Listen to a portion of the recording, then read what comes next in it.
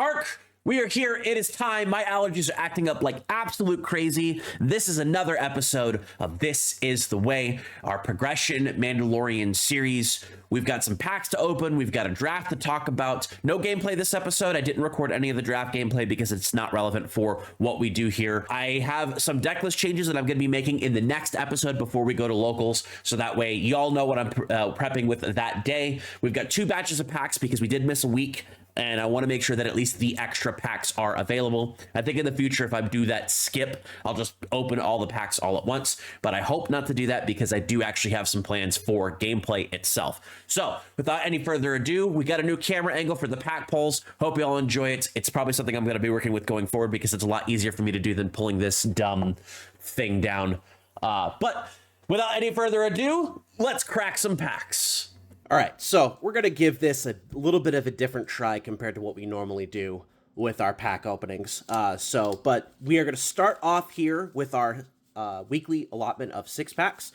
We're hoping for some spice here. We're hoping for a Mandalorian. Honestly, at this point, Concord Dawn Interceptors is the big thing I need. So we're going to crack these open real quick. We're not going to go through every single card like we normally do because we don't really care, but we're going to do our best in showcasing what we've got. So we got a Han Solo here. We're looking for stuff. Wanted, I think I already have enough of those, but we're just going to set that aside just in case. We've got a Punishing One here. We've got a Lady Proxima. We have a Hyper Space Unlicensed Headhunter, a Chewbacca, and a Foil Dengar. So nothing too crazy there. Let's crack open the next pack. Covert Strength. That was the card I was trying to name. So Boba Fett, Death Watch Hideout. We have a Weequay Pirate Gang. A Hyperspace Vambrace Grapple Shot. Doesn't really help me, but that's a nice card to get. New Adventure. Pretty good card. We've got an Echo. We've got a Queel. We've got an Altering the Deal. And a Hyper Foil Kirax Heavy Fighter. Nice card there. Not really useful to me.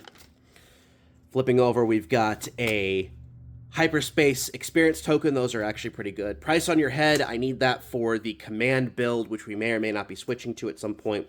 We got another Rivals Fall. I don't know if I have the full pack of that, but I guess I do now. Let's see. So we got a Fen Rao. That's not terrible. IG-11, an Amphit Mon, and a Hyper Foil Clan Ren Rescuer. These packs really want me to Hyper Foil out my stuff because we got that Follower of the Way earlier. So that's pretty cool. Next pack, I'm actually not really expecting any legendaries out of this. We've got a Hyperspace Ray, which can at least maybe be trade bait. Let's see here. Take Captive. Already got enough of those, unfortunately. Got a Rose Tico, Cripple Authority, a Frozen Incarnate. We've got another legendary Crate Dragon. I mean, I definitely can't complain about that. And then a Foil Liberated Slaves. So that's definitely great trade value there. If anybody even has stuff to be able to trade to me is the current issue. Gar Saxon. We got a Night Owl Skirmisher. We got a Clan Challengers. We got a Clone Deserter. That's decent for potential trade value stuff. We got a Wild Rancor and an Upside Down Altering the Deal. And our last pack here in what we have has a Cad Bane, Cargo Juggernaut, Public Enemy. I don't know if I had the full set of that. Discerning Veteran. We need that for the command build. Privateer Crew, we'll set that aside. Clan Saxon Gauntlet, Let the Wookiee Win, and a Foil Rich Reward, which we can add to the deck. So honestly, the only real thing we got here is the trade value of the Crate Dragon, which is good, but we got to figure out if anybody has anything to trade for this, since this is a very high value card at the moment. So there we go. Next thing is probably, we'll figure that out later. So we're going to take a quick look here at my trade binder. Like I said in the last video, I've only done one trade. It's actually very difficult to trade with people because a lot of people just hold on to everything that they have. And there's a certain stigma to plussing on trade value and stuff like that. But what I do have available to me is actually pretty interesting. We still have the Lando Calrissian. Haven't had anybody willing to trade Lando for Mando. Hopefully, if that happens, we can start running that showcase. If not, then I just have a Lando Calrissian that I got to figure out what to do with. But we've got the 2 Snokes. We got a Finalizer. We've got this nice foily Jango Fett. I'm surprised nobody's taken the bait on that one. We do have the Hyperspace Ray that we pulled in one of the previous pack pulls. We have our 2 Crate Dragons. These are probably actually going to be the hardest to trade away because their value is so high. And a lot of people don't really have the total value of what we're looking for in terms of packs. But we'll do what we can. We do have this foil DJ that we pulled up. And then we're kind of into just the extra things. Some of the cards that have a little bit more value than others are the Maul, the McClunky here, the foil Boba Fett's armor. But we're also kind of working with just like regular leaders. We do have a Wrecker who is actually a lot higher value than I originally thought. We do have the 2 Gideon's Light Cruisers. I don't really think anybody's going to be on that anytime soon. And then just rares, extra rares, Triple Dark Raid, extra foils, pre-release kit stuff that I don't need at the moment. And then, again, rares and hyperspaces. But honestly, as it stands right now, this is probably the page that's going to get me the most in terms of trade value that I have available to myself. Just getting people to do the trades themselves is going to be the tough challenge. So I'll try to see if I can work out some trades for some of this stuff. The Snokes, the Crate Dragons, those are going to have the most value. The Ray. And then I did actually, this is all my extra stuff here from, like, that's my actual personal collection. 2 extra Mauls. But yeah. So we'll see what we can do with this. Hopefully maybe trade for some of those Mandos and Darksabers that we need. In lieu of providing you all gameplay this week, because this week was draft, I'm going to go over really quick some of the stuff that I did. I have a trade pile here. I have a draft pull pile here. The only good thing I really got out of my draft, my pack win, was the Hunter. I went 1-2 at draft on a deck that I actually really liked. Ended up going Han Solo Remote Village. My 3 leaders available to me for draft were Gar Saxon, Rey, and Han Solo, so I felt like I actually had a pretty wide berth of things that I could be able to do. Going over pretty quickly what I ended up being able to use. We'll go through the extras first and then what ended up in my actual deck itself.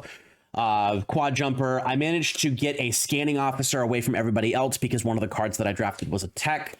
We've got Relentless Pursuit, these other different things. Jabba's Rancor, nobody really needed it. Got a Weequay Pirate Gang because it was cool. This just ended up with me. Millennium Falcon I grabbed just in case it might be worthwhile to me, but it ended up not being the case. And then we have here the deck itself. So I should have had this in order, but we've got a Follower of the Way. I managed to get 3 Daring Raids. Didn't end up using too many of those, unfortunately, but I had 3 of them. Clanman Rescuers had a couple of those. Had 2 armors, including a hyperspace one, which I've already slotted into the deck. 2 Reckless Gunslingers. These were interesting. I think I had 3 Wookiee Warriors total. I kept getting past these, so you can't pass them up. Midnight Repairs. Worship Tree Tender. This basically won me the first game, or the first match game, whatever, that I played, because I did 15 damage alone with this by using Han's ability to bring it in. So we have Heroic Renegade. Started off with 2 of these. Felt it was pretty good. Armed to the Teeth actually did some work.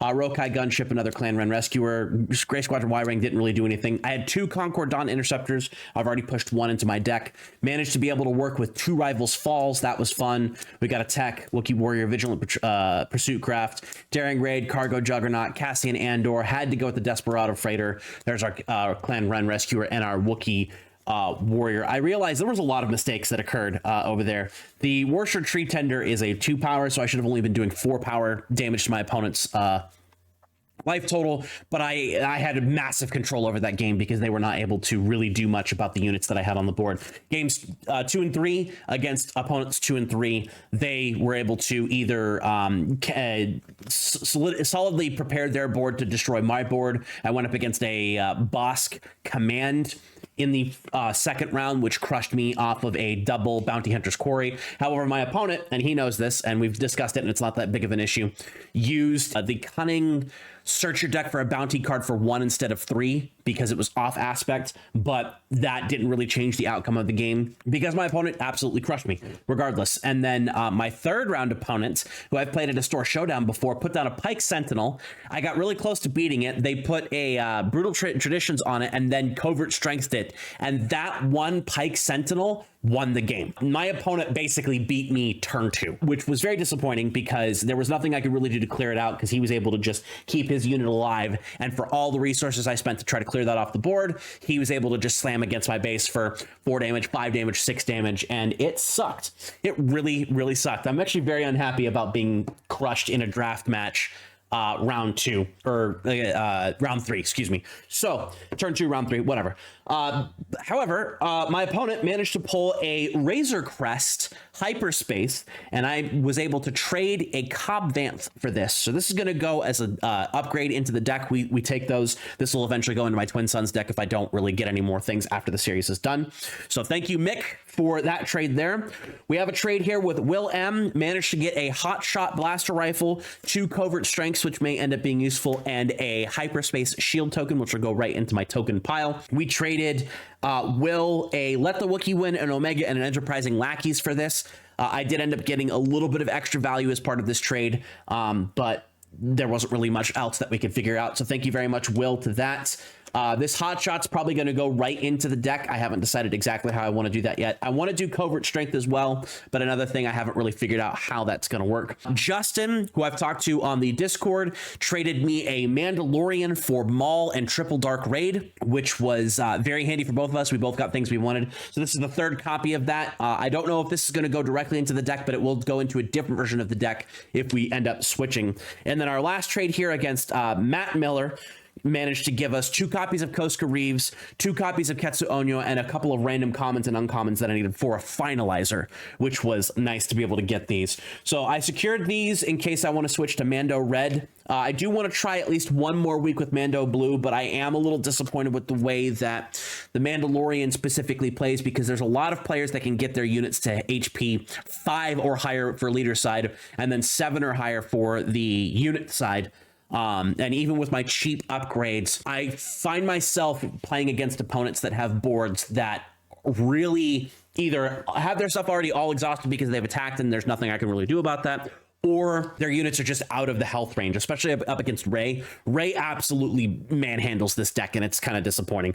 But I do have 3 copies of Concord Dawn Interceptors. We pulled one as part of the draft, and then I did pull 2 in those packs that we showed you earlier, and we haven't really upgraded the deck as of yet, but we're going to take some of the stuff. I need to fit the Hot Shot in here. I need to there's some things that I really need to do. We're going to try one more week of Mando Vigilance, and if that doesn't work, we're going to switch over to Mando Aggression, utilizing cards like Ketsu Onyo and some of the other things that I have set aside. And if that doesn't feel like it works with building the way, I do have guild targets on the side. I have a couple of other things that might end up making this run a little bit better with a aggression base instead of a vigilance base. If that doesn't end up working, then we're just going to go full-time Bo-Katan vigilance, because I really want to just play Mandos. I may not place very well in a store showdown or a 1K. The planetary qualifier that ended up being in October for this area completely sold out. I wanted to attend, but I realized that it was just probably going to be far too competitive than this deck would really be able to handle. I am slightly disappointed with the way things have gone with this deck. But I did enjoy beating a couple of the decks that I played against recently as a result of that. So there you go. That's what we have available. I did have another shield token here, so we're going to swap out one of the shield tokens. But that's all I've got there. We're not going to do any deck updates in this video. I will do deck updates in the next video, just in case anything fun or fancy happens in terms of polls. But there we go. We're done. Thank you very much for joining me, everybody. Lots of things I got to try to take care of here. It's just kind of a mess the way that I organize things here. I need to get better at that. But thank you for joining me. I apologize for no gameplay in this episode. I got lazy in terms of actually going and doing last week's game, which is why you saw, again, 2 more weeks of pack pulls. But we do have 2 sealed booster boxes ready to go for the remainder of the series. Again, 6 packs each time. We might do a 12-pack pull at the end, depending on how I feel, or maybe even the whole box.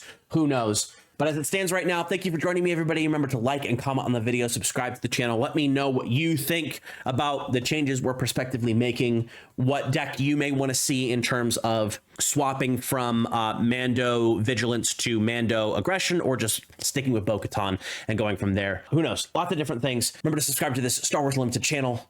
Y'all know how to support me. I appreciate each and every one of you. And with that, I will see you in the stars.